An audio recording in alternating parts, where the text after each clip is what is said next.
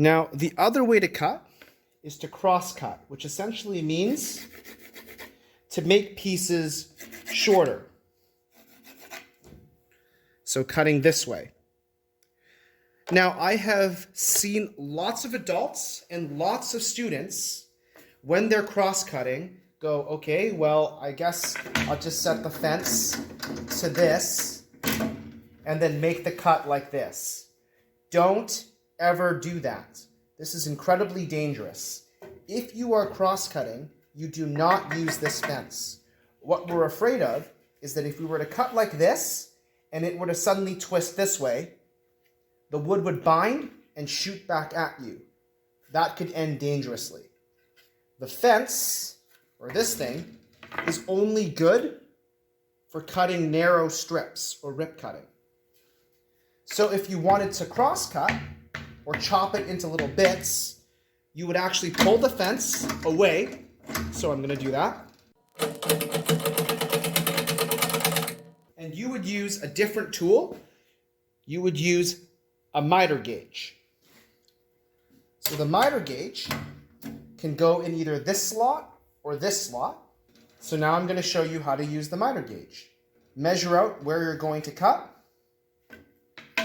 Make sure that the blade is going to clear the piece of wood. Get that cut lined up.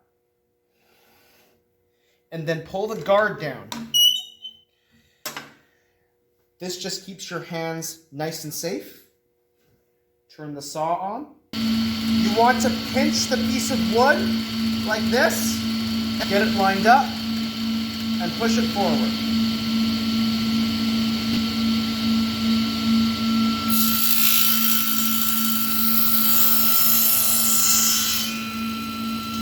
Pull the piece of wood back. Push the miter gauge back. Shut it off.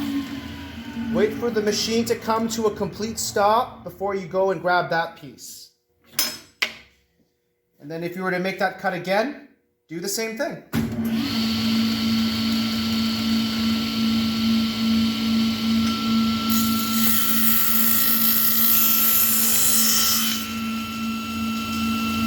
Pull the piece back. Pull the miter gauge back. Turn it off. Wait for it to come to a complete stop and grab this piece. Now, some people aren't a huge fan of the miter gauge. Sometimes the miter gauge surface is not long enough to support a very long piece going this way. For bigger projects, we might actually use another thing to cross-cut, and that's called a cross-cut sled. So I'm going to show you how to put a cross-cut sled on the table saw. So before we start putting this giant wooden attachment onto the table saw, we want to unplug it. And so we're going to go back down to the lockout switch. We're going to flip it down. We're going to make sure it doesn't turn on. Good. And if we were to put the cross-cut sled directly onto the table saw, if we were to do that, we would run into a problem because the splitter up here prevents me from pushing this cross-cut sled forward. So what I need to do is I need to pull the splitter down. This would be one of the rare exceptions in which I would put the splitter down. Before you stick your hand in here, make sure that it's locked out. Try to turn it on. Okay, good. It's safe for me to stick my hand in here now. I'm going to lift up the throat plate. I'm going to pull the splitter down. Put the throat plate back on. Then I'm going to pick up my cross-cut sled.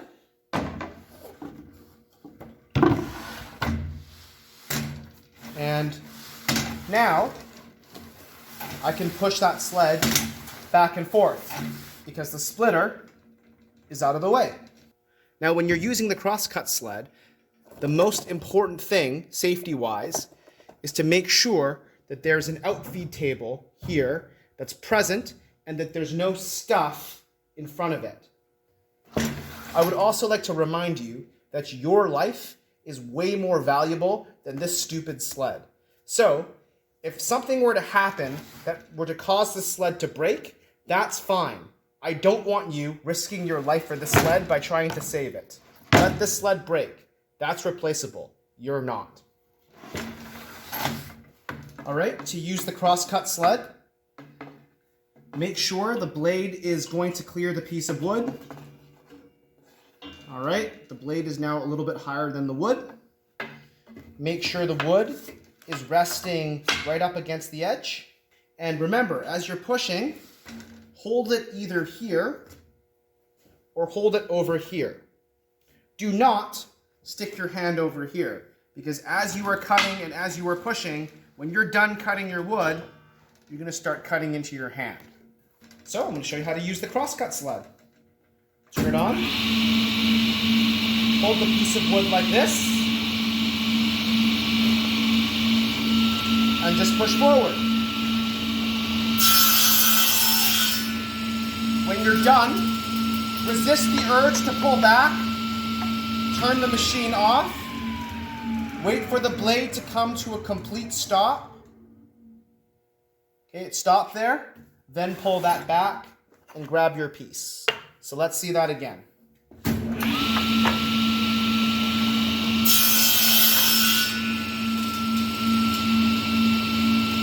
Shut it off. Wait for that to come to a complete stop. Pull back. Now, when you're done cutting with the crosscut sled, please be considerate of others. Take your crosscut sled off the table saw. It's your responsibility to pull the splitter back up. So again, I'm going to lock out the table saw or unplug it. Make sure it doesn't turn on. Stick my pinky in here. Pull the splitter back up.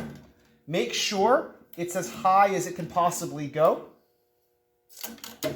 Put the throat plate back down. And put the guard back down. And if you happen to take the fence off the table saw, put the fence back on the table saw.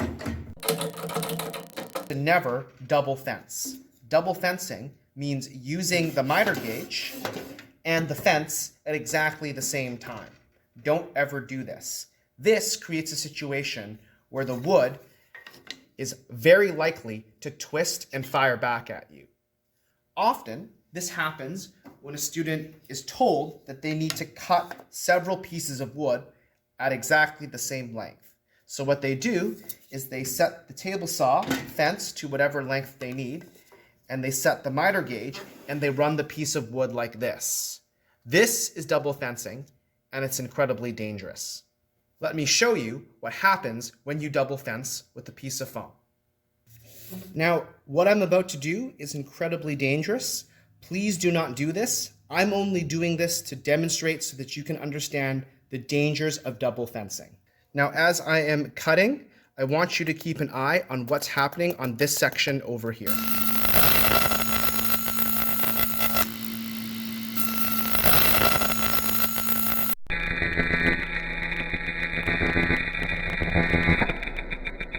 The reason why the piece of foam fired back was because as you were cutting your piece of wood and you started to make that curve, everything was fine until you got to the very end.